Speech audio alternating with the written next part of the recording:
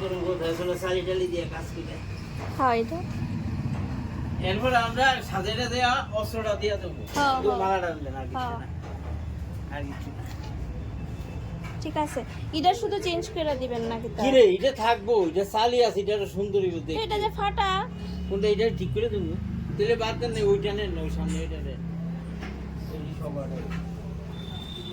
এটা নেন এটা সাজাটা দিয়ে দেবো তো hello guys welcome back to my another blog.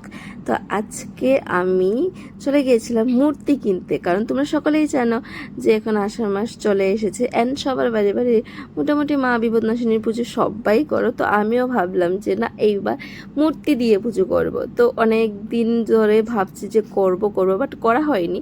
তো আজকে হঠাৎ করে মন চাইলো যে না চলো মূর্তি নিয়েই আসবো। তো যার জন্য গিয়েছিলাম মার্কেটে, কারণ কালকে হলো পুজো। মাম্মাম ঘুমিয়ে আছে, তো মাম্মাম থাক ঘুমাক, অনেক কষ্ট করে ও ঘুমিয়েছে। আর এদিকে সবজি নিয়ে এসেছি, কারণ বাজারে এত ভিড় ছিল যে আমি ভিডিও করতেই ভুলে গেছি। বাড়ি এসে মনে পড়ে যে আমি ভিডিও করিনি।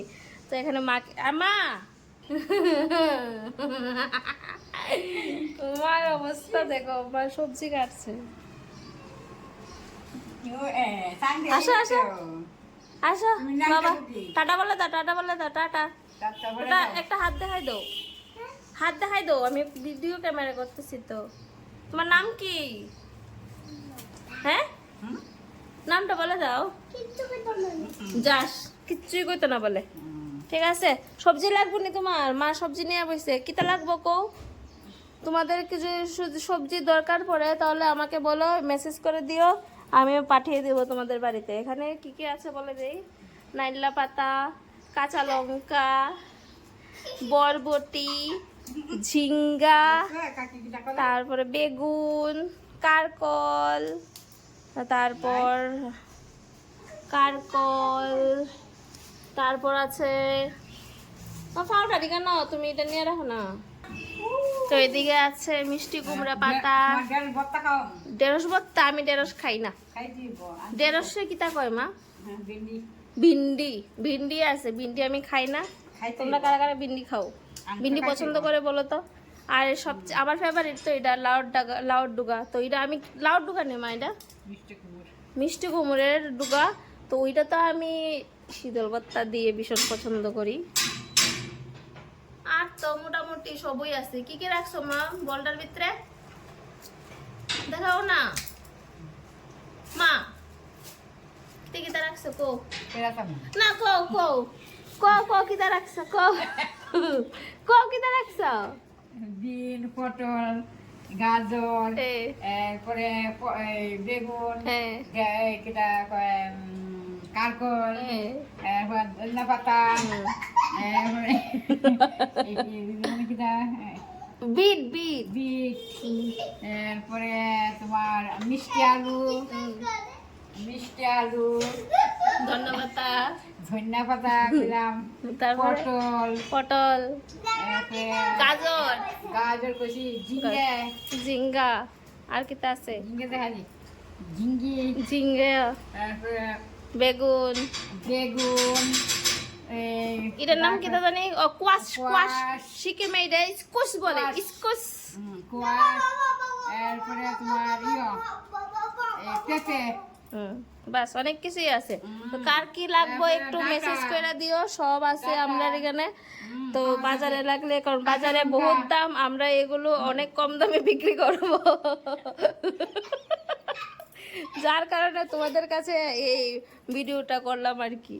তো তোমরা কিন্তু মেসেজ করে দিও কেডা কি খাইবা। হ্যাঁ আমি বান্দর, আমি কিন্তু তুইলাম মোহনে দেখাবো, আমি দেখাবো কিন্তু, আমি এরাম আমি দেখাইলাম কিন্তু, দেখাইতাম নে।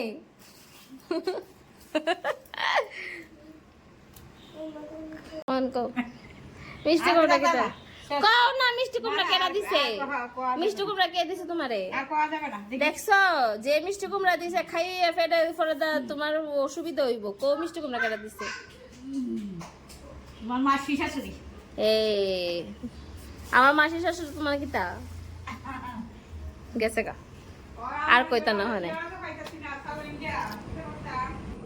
তারপরে এদিকে আমরা সবাই রেডি হয়ে গেলাম, আমি, মামাম অ্যান্ড আমার শাশুড়ি মা। তো আমরা তিনজন মিলে চলে গেলাম মূর্তির খোঁজে। কোথায় মূর্তি পাওয়া যাবে সেটাও আমি ভালো করে জানি না, দু জায়গায় জিজ্ঞাসা করেছিলাম, ওইখানে তো মূর্তি পাওয়া হয়নি, কারণ ওইখানে একদিন আগে নাকি মূর্তি ওইখানে হয় না। তো আমরা তার জন্য চলে যাচ্ছি নেতাজি চৌমনি। তো শুনেছি ওইখানে নাকি ভালো মূর্তি পাওয়া যায়, প্লাস তোমার লক্ষ্মী পুজোর মতো মূর্তিও নাকি ওইখানে বিক্রি করা হয়। তো তার জন্য আমরা উবের বুক করলাম। তো উবের বুক করে আমরা উবের উঠে চলে গেলাম সেই নেতাজি চৌমনিতে। আর উবেরে উঠে মাম্মাম এত খুশি হয়েছিল, দেখো নিজের সিটে নিজে বসে যাচ্ছে, এত দুষ্টু হয়েছে, এখন কারোর কোলে বসতে যায় না, ও নিজে আমাদের মতো বসে বসে যাবে। তো কি করলাম, ও বসে বসে গেল। তো ফাইনালি আমরা পৌঁছে গেলাম সেইখানে। তো এখানে মোটামুটি 3টে দোকান আছে নেতাজি চৌমনিতে, মানে একদম লক্ষ্মী ঠাকুরের মতো এত সুন্দর সুন্দর করে সবগুলো বিপদনাশিনী, মা বিপদনাশিনীকে সাজিয়ে রেখেছে, এত সুন্দর লেগেছে, মানে কি বলবো। তোমরা যদি মনে করো যে এরকম পুজো করবে, হঠাৎ করে মূর্তি খুঁজতে যাবে, তো নেতাজি চৌমনি চলে যাও, ওইখানে মানে সব ঠাকুর পাওয়া যায়।